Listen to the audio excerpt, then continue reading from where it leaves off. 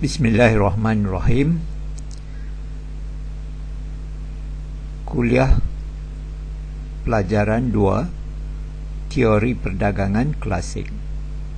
Kali ini kuliah kita ialah kuliah pelajaran 2C.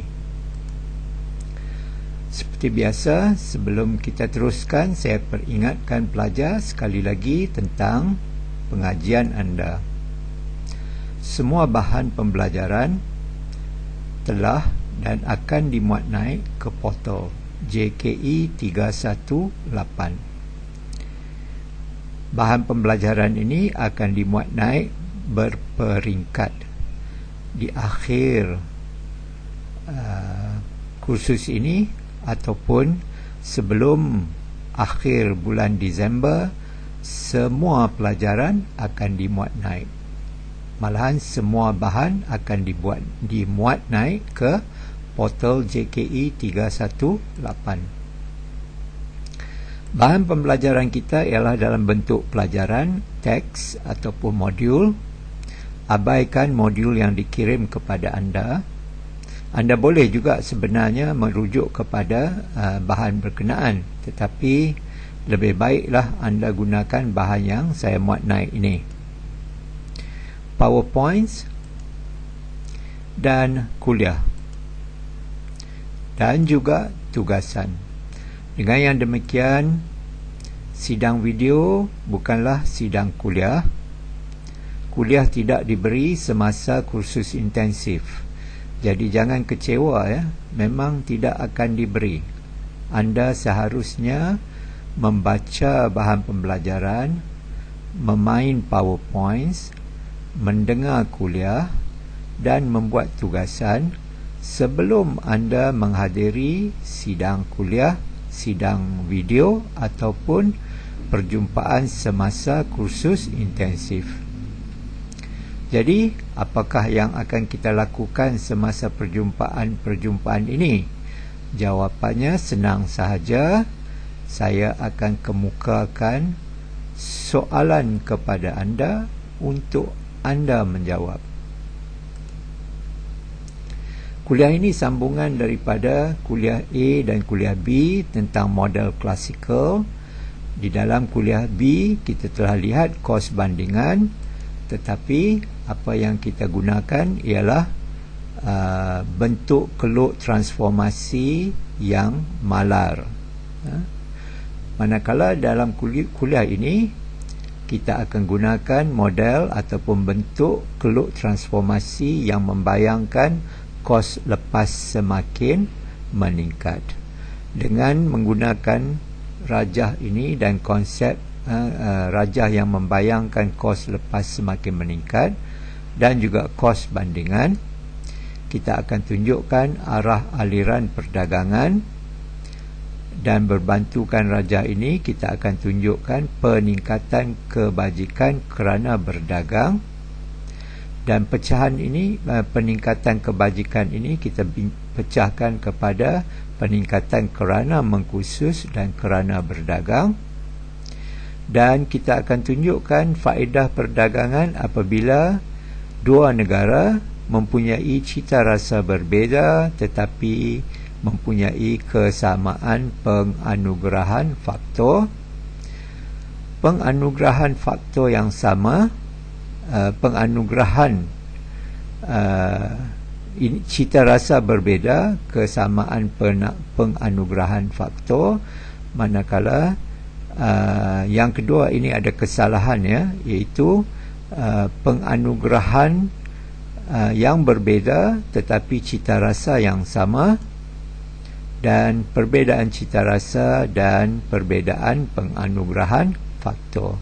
So ambil perhatian ya, walau bagaimanapun apabila kita sampai kepada rajah berkenaan, saya akan tunjukkan perkara ini. Kos lepas semakin meningkat.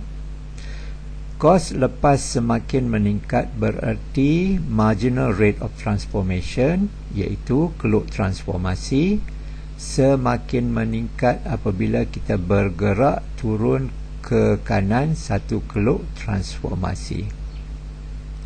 Lihat ya, Ini ialah keluk transformasi yang membayangkan MRT semakin meningkat.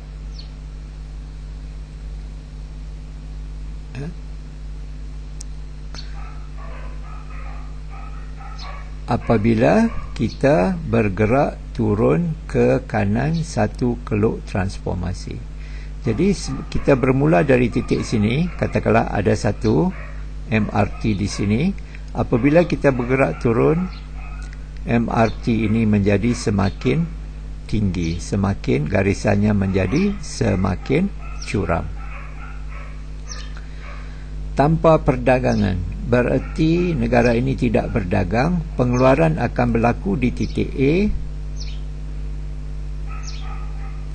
dan semestinya lah penggunaan juga berlaku di titik A. Lihat ya, di rajah ini titik A berada di atas keluk transformasi. Titik A ini sentuh dengan garisan ini, dan garisan ini mengukur harga relatif X di negara A. Harga relatif X juga mengukur marginal rate of transformation. A juga terletak di atas keluk sama puas ini, dan A sentuh dengan garisan sentuh PXPM ini, dan garisan sentuh ini juga mengukur marginal rate of substitution. Semuanya ini telah ditunjukkan dalam pelajaran 1 ya, konsep MRT, MRS dan harga relatif. Keperluan mereka perlu sama untuk mencapai keseimbangan. Jadi di titik A, marginal rate of transformation iaitu sudut garis keluk transformasi sama dengan marginal rate of substitution, garisan sentuh keluk puas sama masyarakat, dan ianya sama dengan harga relatif di pasar. Maksudnya di sini ialah harga relatif yang dihadapi oleh pengeluar digambarkan oleh MRT, dan harga relatif yang dihadapi oleh pengguna digambarkan oleh keluk sama puas ini, marginal rate of substitution ini, mestilah sama ya. Kedua-dua pihak tidak boleh menghadapi harga relatif yang berlainan. Kalau berlainan, kita menghadapi keadaan tidak imbang, dan proses penyesuaian pasar akan berlaku yang akan mengimbangkan pasar.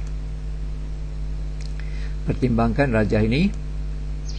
Andaikan negara A negara kecil. Negara kecil bererti ia penerima harga di pasaran dunia, dan harga relatif X di pasaran dunia ialah PXPMW.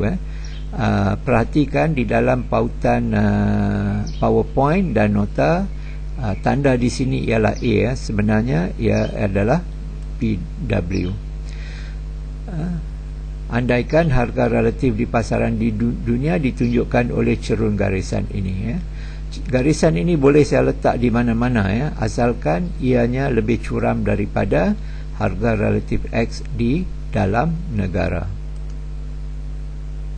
Dan kita telah tunjukkan dalam pelajaran 2 B bahawa sekiranya harga relatif komoditi di sebuah negara kurang daripada harga relatif komoditi yang sama di negara asing, negara ini mempunyai kebaikan bandingan dalam pengeluaran komoditi berkenaan. So dalam kes ini, dalam tata tanda yang kita gunakan, untuk negara A, harga relatif X di negara A 4 kurang daripada harga relatif X di negara W, which is 6. Lihat di sini, ini harga relatif X di negara A, ini harga relatif X di pasaran dunia. Sudut garisan ini kurang daripada sudut garisan ini. So, negara oleh kerana ia mempunyai kebaikan bandingan dalam pengeluaran komoditi X, ia akan mengubah titik pengeluarannya ke suatu tempat yang mana marginal rate of transformation mestilah sama dengan harga relatif X di pasaran dunia. Ini berarti A mempunyai kebaikan bandingan dalam pengeluaran X. A akan mengkhusus dalam pengeluaran X, itu mengubah pengeluarannya ke arah Z. mengeksport komoditi Z, komoditi X dan mengimport komoditi M. Di manakah titik penggunaan? Titik penggunaan mestilah terletak di satu tempat yang mana marginal rate of substitution mestilah sama dengan harga relatif X di pasaran dunia. Jawapannya ialah B.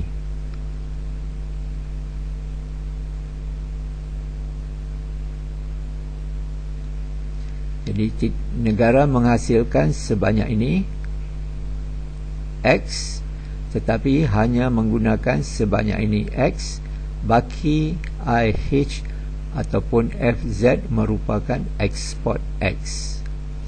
Negara mengeluarkan sebanyak ini ataupun sebanyak ini komoditi M, tetapi mengguna sebanyak ini komoditi M. Penggunaan lebih besar daripada pengeluaran. Ini berarti negara akan mengimport BF komoditi M. Jadi segitiga ini BFZ ialah segitiga niaga, dan sudut segitiga niaga ini mengukur syarat niaga negara ini ataupun harga relatif X di pasaran dunia. Sekarang kita ingin tunjukkan bahawa pergerakan ataupun peningkatan kebajikan daripada yang ditunjukkan oleh Keluk Samopuas U1 ini ke kebajikan yang ditunjukkan oleh Keluk Samopuas U3 ini boleh dipecahkan kerana negara berdagang dan kerana negara mengkhusus.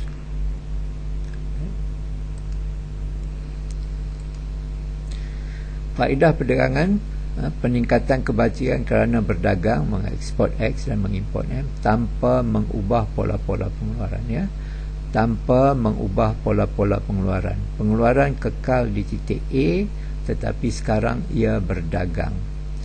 Sekiranya pilihan ini meningkatkan kebajikan masyarakat, maka peningkatan kebajikan masyarakat mestilah kerana negara ini berdagang. Sebelum berdagang, pengeluaran di titik A. Ini harga relatif X di pasaran dunia. Lihat PX, harga relatif X negara A kurang daripada harga relatif X di negara asing di dunia. Negara A mempunyai kebaikan bandingan dalam pengeluaran X. Ia seharusnya menambahkan pengeluaran X. Tetapi oleh kerana kita ingin tunjukkan faedah perdagangan ini, andaikan ia kekalkan pengeluarannya di titik A, tetapi ia berdagang. A boleh berdagang dan mencapai kepuasan di titik C. Jadi saya gerakkan garisan ini supaya ia memotong di titik A untuk menentukan titik penggunaan yang baru di titik C. Dan saya dapat lihat di sini bahawa tanpa mengubah pengeluaran, dengan mengekalkan pengeluaran di titik A, negara ini boleh mencapai titik penggunaan C. Titik penggunaan ini terletak di Keluk Samopuas yang lebih ke kanan. Ini berarti negara hanya menggunakan komoditi X sebanyak ini. Jadi yang bakinya JD ataupun GA bolehlah digunakan untuk mengimport komoditi M sebesar GC. Lihat penggunaan M ialah CJ, pengeluaran M ialah GJ. Perbezaannya CG mestilah diimport daripada negara asing. Dan kadar import dan ekspor ini samalah dengan harga ataupun pada kadar pertukaran yang sedang wujud di pasaran dunia, iaitu PX/PM. Segitiga niaga ialah CGA.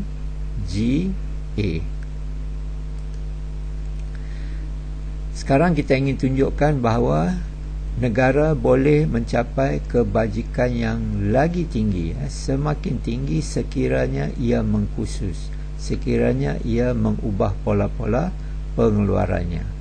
Negara ini mempunyai kebaikan bandingan di dalam pengeluaran X. Ia seharusnya mengubah pengeluaran meningkatkan pengeluaran X, dan dengan yang demikian akan mencapai kepuasan masyarakat yang semakin tinggi. Faedah pengkhususan bererti peningkatan kebajikan setelah negara berdagang dan mengubah pola-pola pengeluaran. Dengan mengubah pola pengeluaran dari A ke Z, negara boleh mencapai kepuasan di B. Ubah pengeluaran dari A ke Z, ubah penggunaan dari C ke B,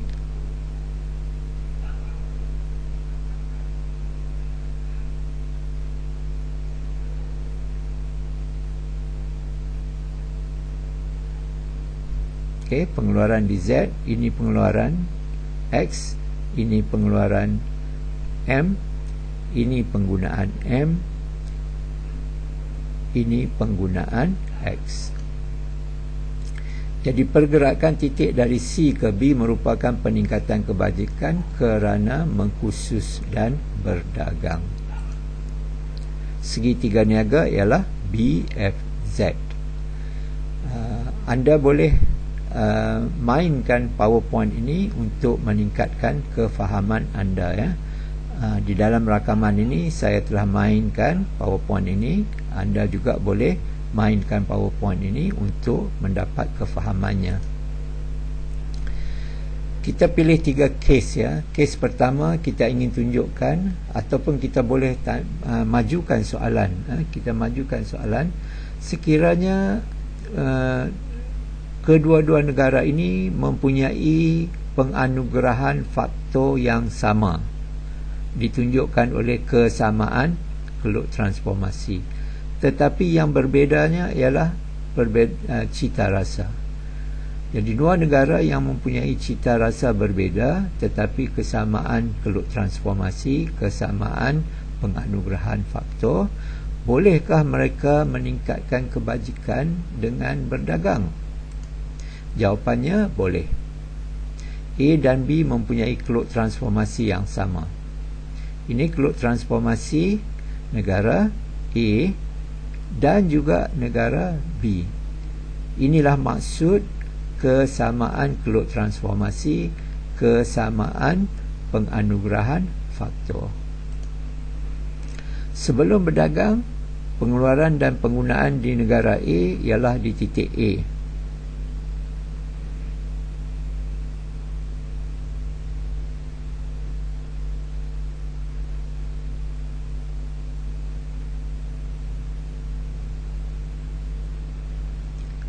Mainkan PowerPoint anda. Sebelum berdagang, pengeluaran dan penggunaan di negara B ialah di titik B.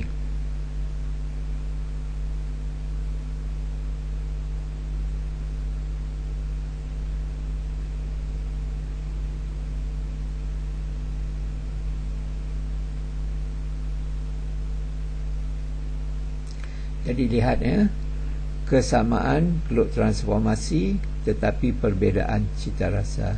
Perbezaan cita rasa ditunjukkan oleh peta keluk sama puas yang berlainan, ya. Kita lihat di sini, bagi negara A ia berminat menggunakan komoditi M, bagi negara B ia berminat menggunakan komoditi X, ya. Dan dengan cita rasa sedemikian, kita dapat lihat bahawa harga relatif X di negara A, harga relatif X di negara B berbeza.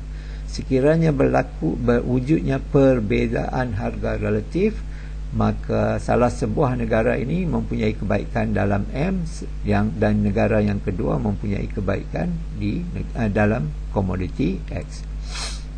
Kita lihat di sini, PX PM negara A kurang daripada PX PM negara B.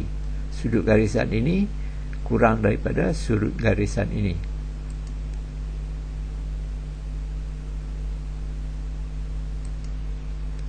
Ini berarti A mempunyai kebaikan bandingan dalam X akan mengubah titik pengeluaran ke C dan titik penggunaan ke A dash. Sekiranya ia mempunyai kebaikan bandingan dalam X, ia akan meningkatkan pengeluaran X.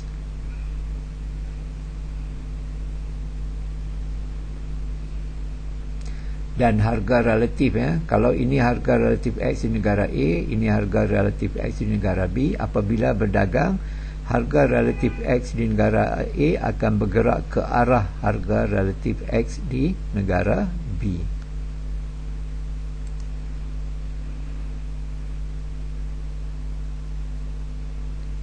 Ia milih titik penggunaan di A dash.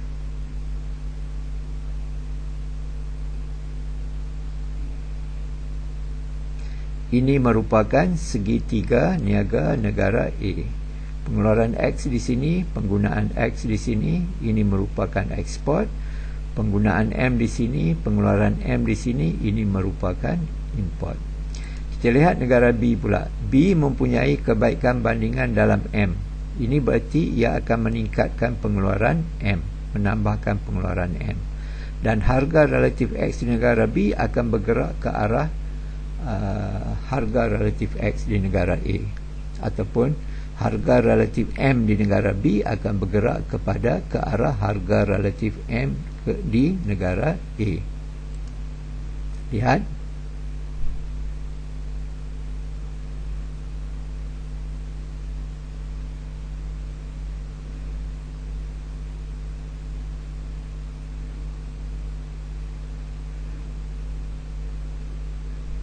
Titik penggunaan di B dash, pengeluaran X lebih besar daripada penggunaan X. Pengeluaran M lebih besar daripada penggunaan M. Jadi ini merupakan segitiga niaga negara B.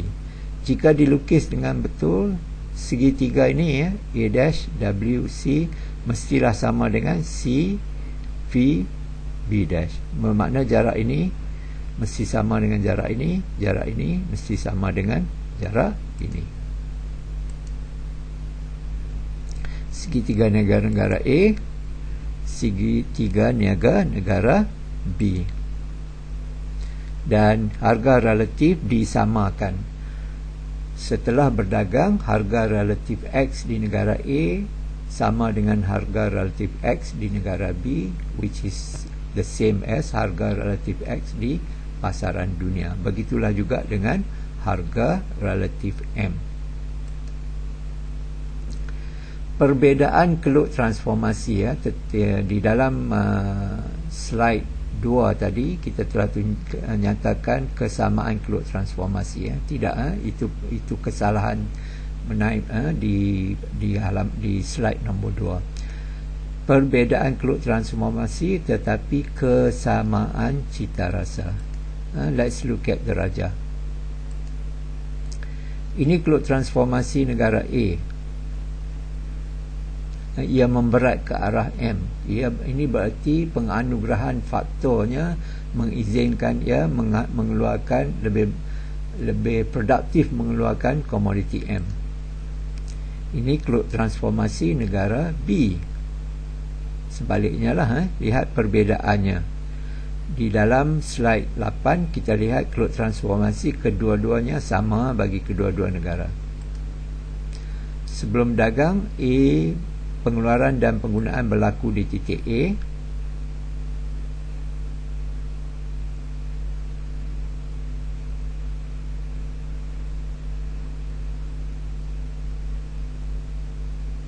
Penggunaan sama dengan pengeluaran. Sebelum berdagang, pengeluaran dan penggunaan berlaku di titik B.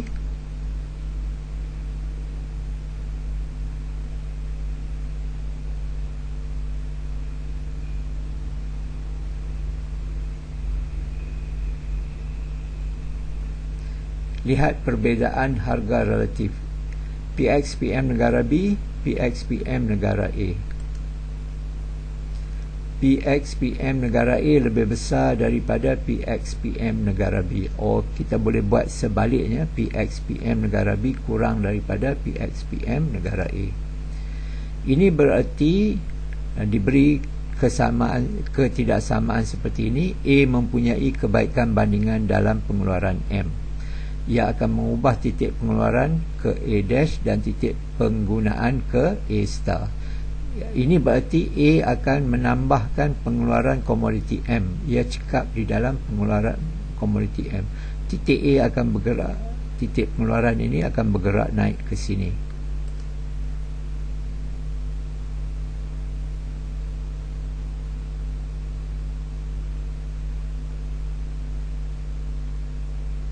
Titik pengeluaran, di manakah titik penggunaan? Di sini ya.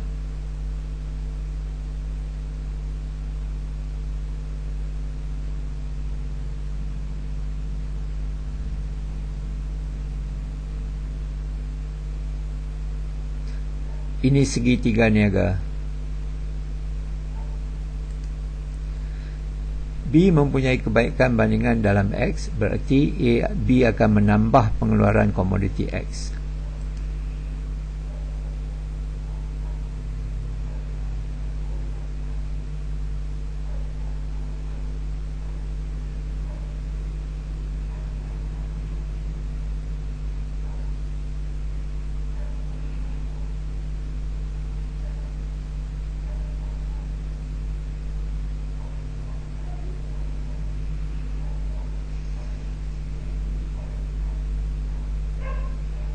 Ini segitiga niaga negara B.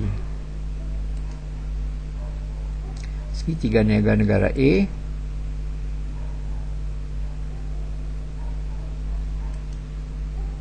Segitiga niaga negara B.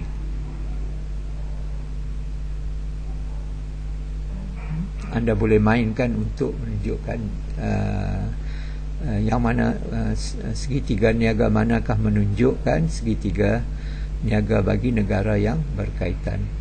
Perhatikan ya, maksud kesamaan cita rasa ini bukanlah bererti penggunaan di keluk sama puas yang sama bagi kedua-dua negara. Maksudnya ialah peta keluk sama puas ini benar bagi negara A dan benar bagi negara B.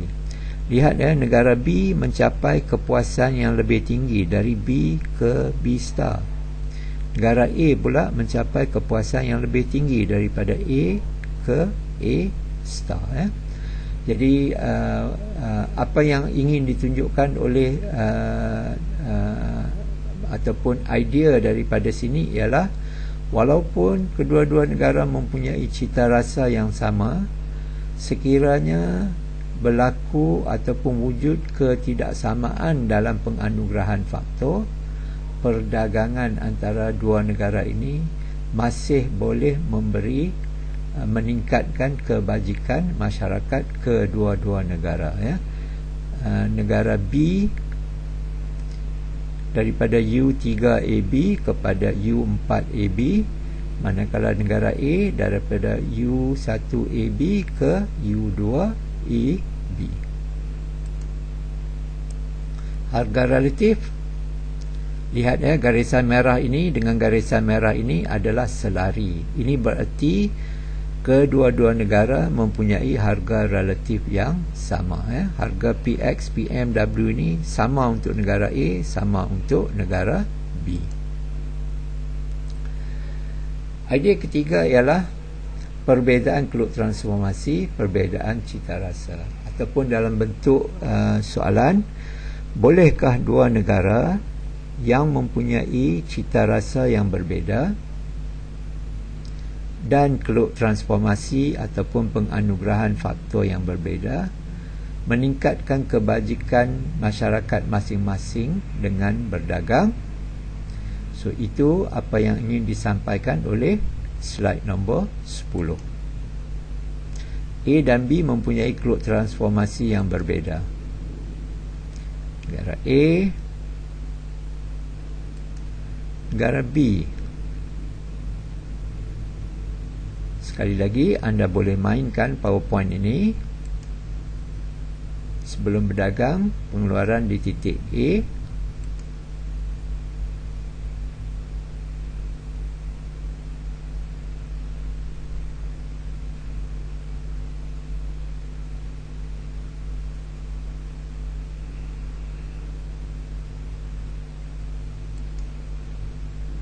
negara B, pengeluaran di titik B dan penggunaan di titik B.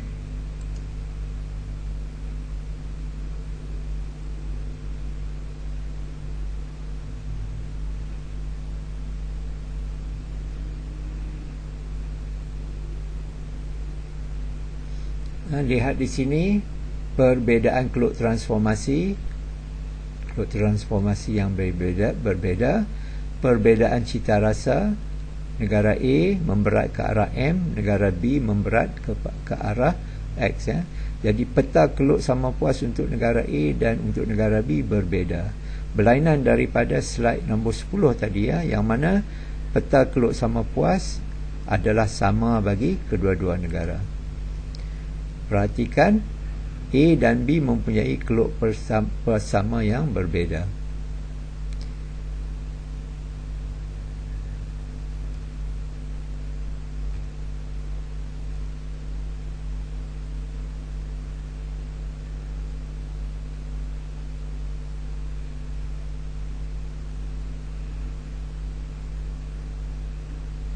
Perbezaan harga relatif. Sekira perbezaan sedemikian, apakah artinya A mempunyai kebaikan bandingan dalam X? Ia akan menambahkan pengeluaran X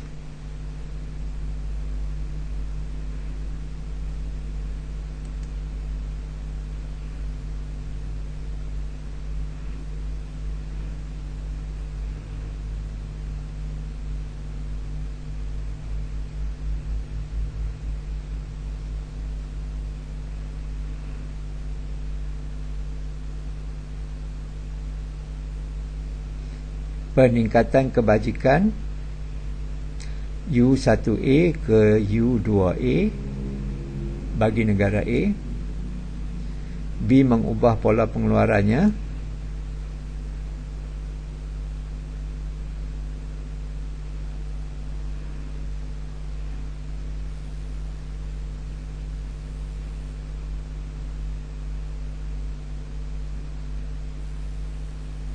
dari B ke B star.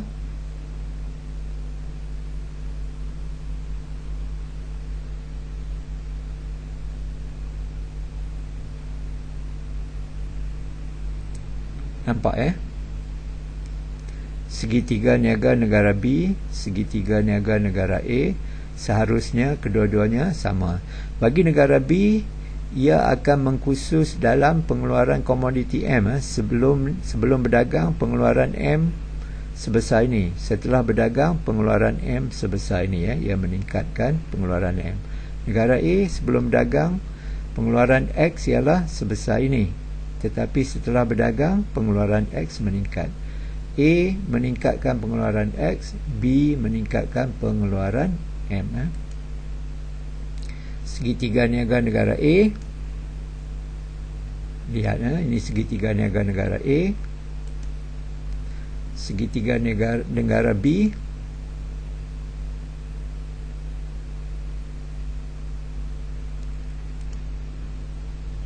Harga relatif sama di kedua-dua negara. Sekarang garisan merah ini menunjukkan harga relatif X di negara A dan di negara B. Jadi perdagangan antarabangsa akan menyamakan harga relatif di kedua-dua negara. So dengan itu berakhir kuliah bagi pelajaran 2. So sekali lagi, terdapat 3 kuliah pelajaran 2, kuliah pelajaran 2A, pelajaran 2B dan pelajaran 2C. Bahan teks sudah dimuat naikkan, PowerPoint juga telah dimuat naik, dan kuliah juga akan dimuat naik. Jadi sekiranya anda mungkin ingin memulakan dengan memainkan PowerPoint ini, PowerPoint ketiga-tiga bahan, dan kemudian ikutilah kuliahnya, dan mungkin yang ketiga rujuk kepada modul yang saya naikkan. So sekali lagi, abaikanlah modul yang telah dikirim, sebab tulisannya agak kecil, walaupun ideanya sama, tidak ada perbezaan idea, tapi saya rasa lebih sesuai mempelajari bahan idea-idea dalam kursus ini dengan merujuk kepada pautan-pautan yang diletakkan di portal JKE 318. So dengan itu saya ucapkan selamat belajar kepada pelajar. Jika anda tidak belajar, anda tidak akan berjaya. So kita mungkin terpaksa berjumpa sekali lagi pada tahun hadapan.